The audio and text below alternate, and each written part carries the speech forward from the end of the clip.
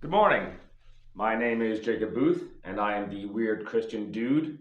Today we are going to be doing a topical Bible study called What Are We Talking About? This came up a few months ago, September of 2024, when I was just sort of brainstorming at work about how to talk to people, neighbors, and strangers and stuff like that. So our first verse is 1 Corinthians chapter 2, verses 1 and 2.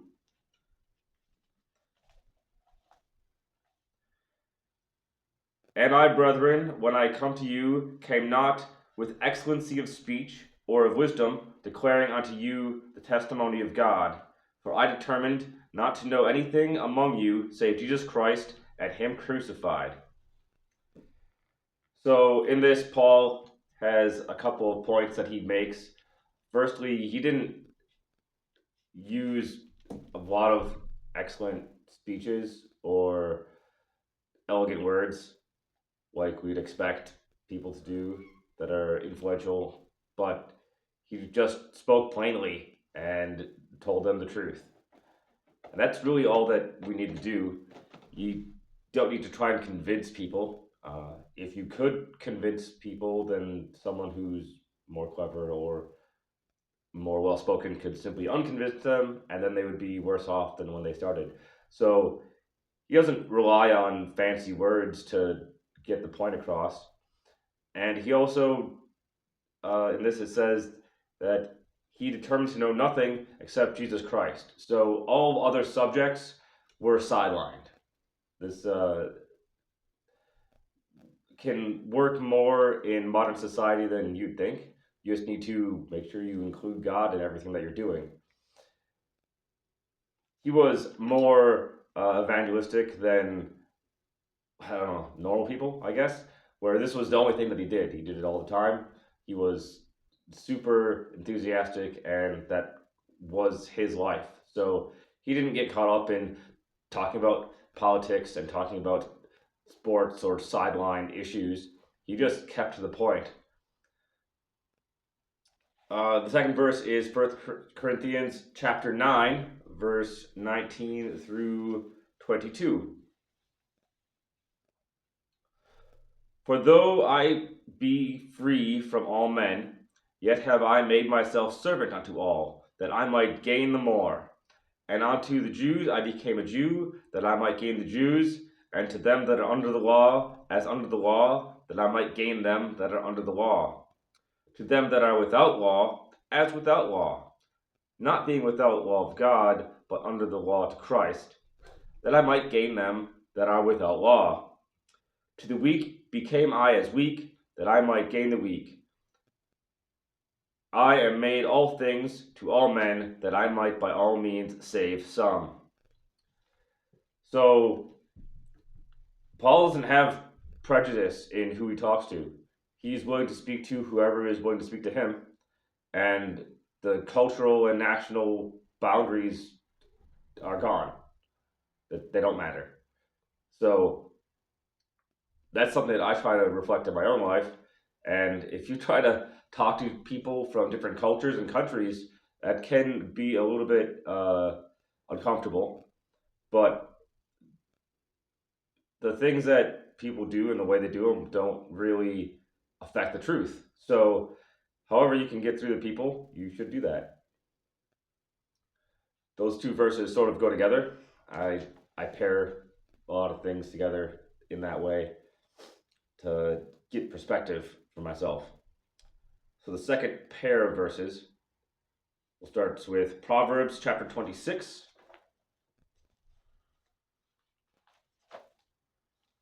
verse 18 and 19.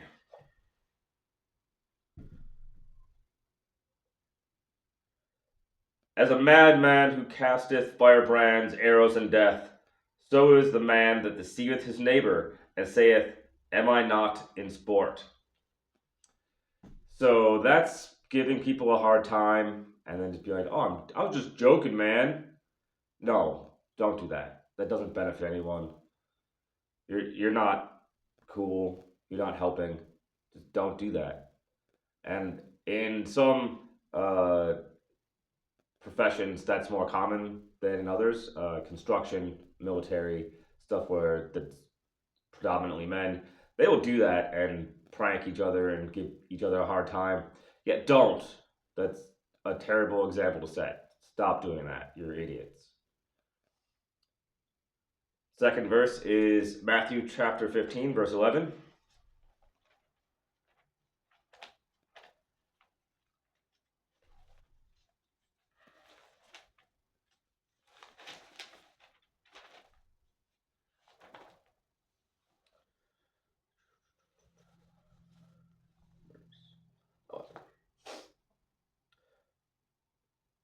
Not that which goeth into the mouth defileth a man, but that which cometh out of the mouth is defileth a man. This defileth a man. Yeah, so Jesus was talking to scribes and Pharisees, and they were concerned with food and what you eat, which goes in your mouth. And Jesus tells them that it's what comes out of your mouth that actually matters, which is your words and your example that you set by them. And that goes together with the I was only joking, because they're being careless with their words. So you should be thoughtful with what you say. All right, the next set starts with Proverbs chapter 11, verse 13. A talebearer revealeth secrets, but he that is of a faithful spirit concealeth the matter. So that's a couple of things. Gossip is one of them. Talebearers go and tell stories about stuff. And it's also boasting, which sort of goes along with the previous points, where someone would tell a story and then you got to one-up them. That's the thing that men do sometimes. Tell an even more extreme story. And I don't know, that's a sort of a pride thing that goes along with that. So don't give out other people's information. Don't boast about yourself. That's just foolishness. So, and don't talk bad about people's faults, because that's unfaithful. Faithful spirit concealeth the matter. So if someone screws up and you can handle it without advertising it to people, then handle it without advertising to people. People don't need to know just if someone else made a mistake if it doesn't affect them. Leave it at that. Next verse is Romans chapter 2, verse 11.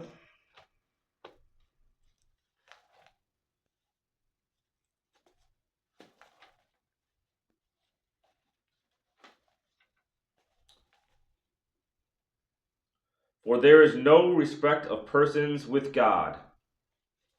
So God doesn't care about your status.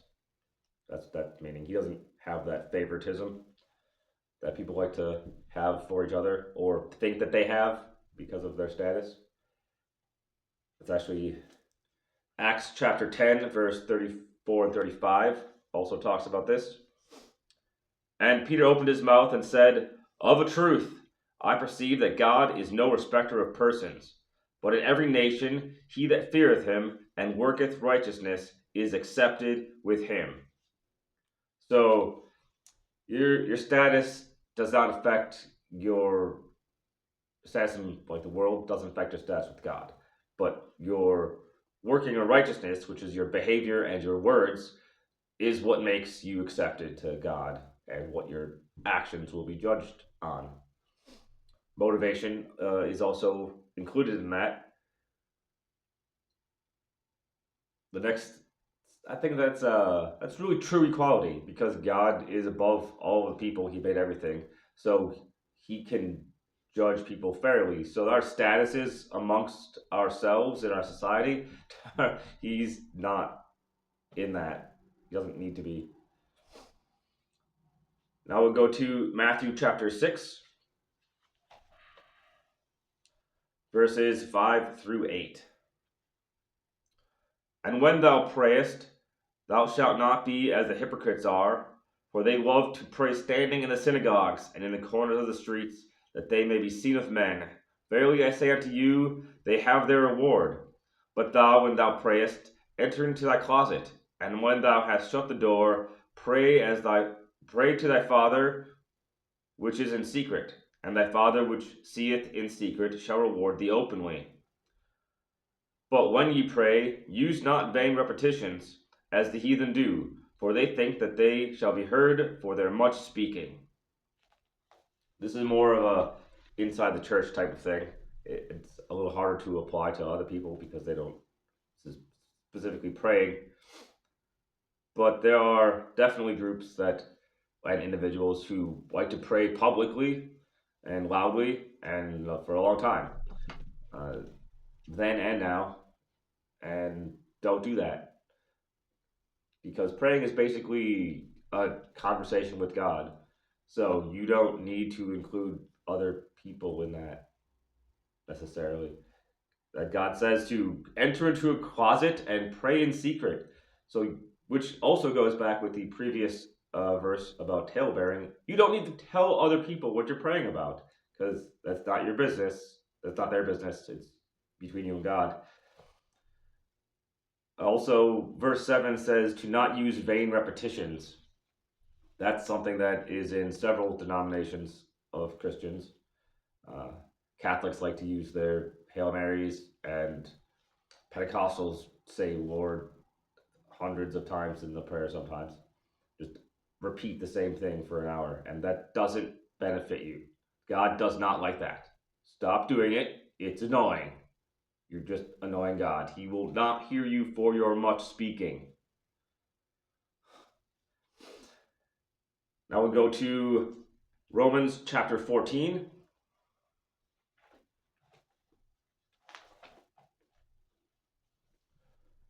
Verses 22 and 23.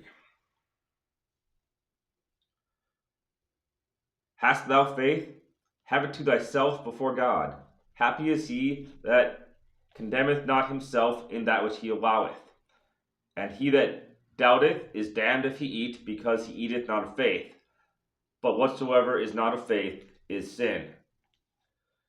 So this is speaking towards restraint of yourself and towards understanding your own motivations, because whosoever doubteth is damned if he eats. So this is again talking about food and actions going with it, but it applies to all sorts of life. If you're doing it just because you're told to do it, but you don't really mean it, then don't.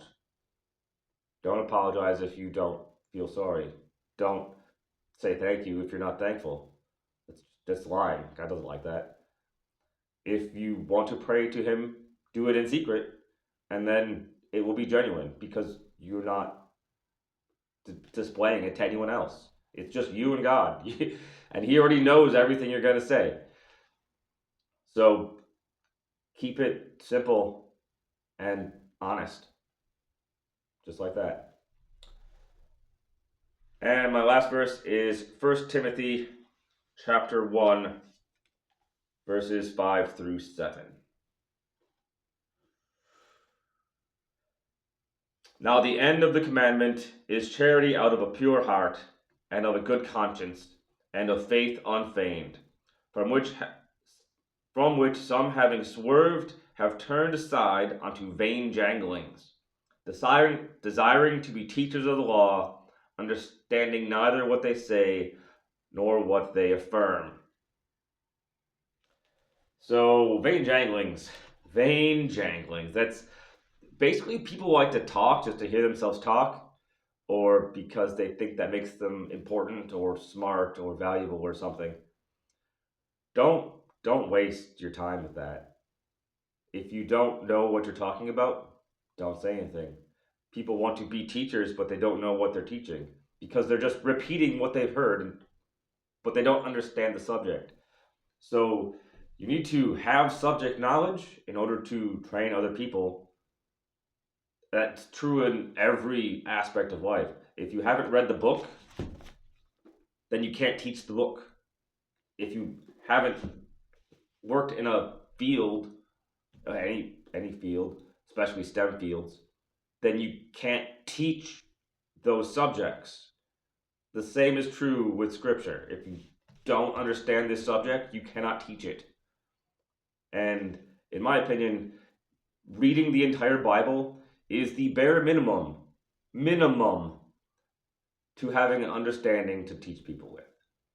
Now, sharing the truth of the gospel and your experiences is always a good thing, but that's not teaching, that's evangelism.